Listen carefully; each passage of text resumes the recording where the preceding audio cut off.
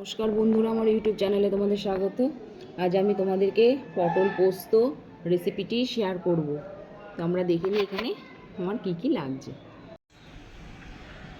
এখানে আমি 500 গ্রাম পটল নিয়েছি। আমি এখানে 8 পিসের মতন কাঁচা লঙ্কা নিয়েছি, কাঁচা পাকা সব মিশিয়ে নিয়েছি। আর এখানে ফোড়নের জন্যে আমি গোটা গরম মশলা নিয়ে নিয়েছি, দই নিয়েছি, টক দই। আর এখানে 2 চামচ সর্ষে আছে, গোটা সর্ষে। আর এখানে পোস্ত নিয়েছি 2 চামচ, বড় চামচে 2 চামচ পোস্ত নিয়েছি।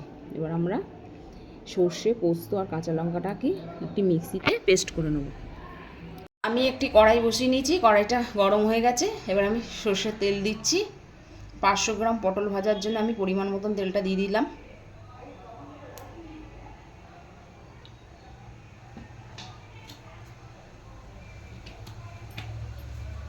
তেলটা গরম হতে সময় দিতে হবে। তেলটা গরম হয়ে গেছে, আমি গোটা গরম মশলাগুলো তেলে ফোড়নটা দিয়ে দিচ্ছি।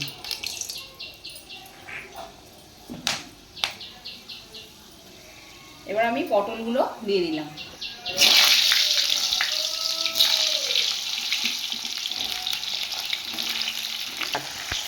আমি পটলের মাঝখানগুলো আমি এইভাবে একটু করে ফেলে নিয়েছি, আমি দেখাতে ভুলে গেছিলাম। পটলগুলো আমি একটু লাল লাল করে ভেজে নেব। আমি এর মধ্যে নুনটা দিয়ে দিচ্ছি, পটলগুলো তাড়াতাড়ি মজে যাবে।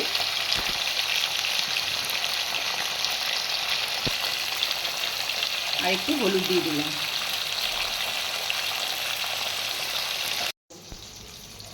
পটলগুলো ভাজা হয়ে গেছে। এবার আমি এর মধ্যে সর্ষে আর পোস্ত কাঁচা লঙ্কাটা যে পেস্ট করেছি আমি দিয়ে দিচ্ছি।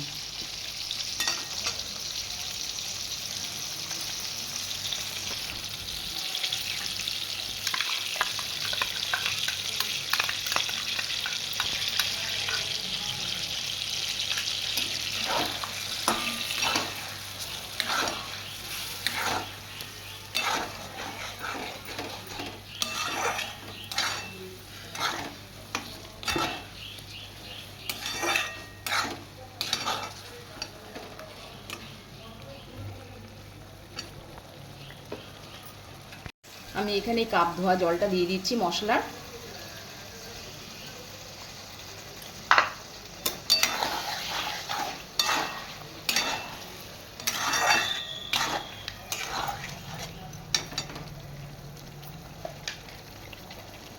আমি পটলটা ভাজার সময় একটু হলুদ দিয়েছিলাম, আর এখানে খুব সামান্য, একদমই সামান্য একটু হলুদ দিয়ে দিচ্ছি, হাফ চামচেরও কম।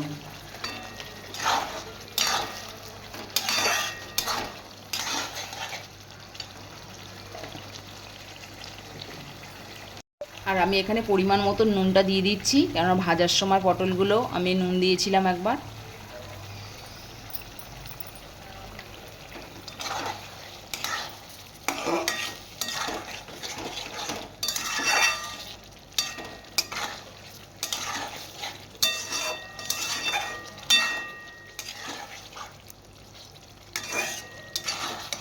তোমরা এর মধ্যে যদি চিংড়ি মাছ দিতে চাও তো এর মধ্যে চিংড়ি মাছও দিয়ে দিতে পারো। চিংড়ি মাছ দিয়ে করলেও খুব অসাধারণ খেতে লাগবে।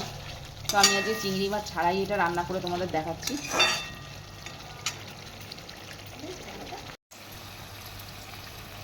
আমি এই টক দইটার মধ্যে 1 চামচ চিনি নিয়ে নিলাম।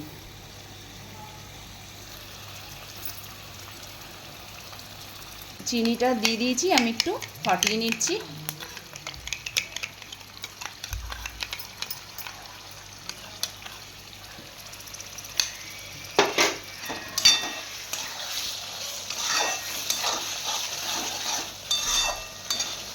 আমি এই টক দইটা এর মধ্যে দিয়ে দিলাম।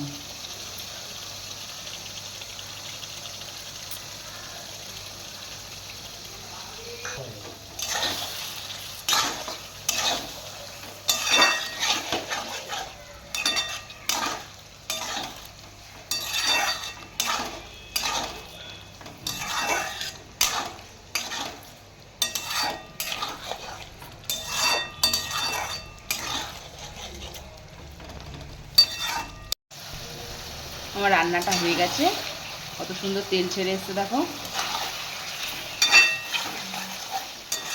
তোমরা অবশ্যই ট্রাই করবে, এভাবে রান্না করবে, গরম ভাতে দারুণ জমে যাবে, খুব অসাধারণ লাগে খেতে পটল পোস্ত। আমি রান্নাটা সার্ভ করে নিয়েছি। তোমাদের যদি রান্নাটা ভালো লাগে ভিডিওতে একটা লাইক আর চ্যানেলে সাবস্ক্রাইব করবে। আমি আসবো আবার একটি নতুন ভিডিও নিয়ে।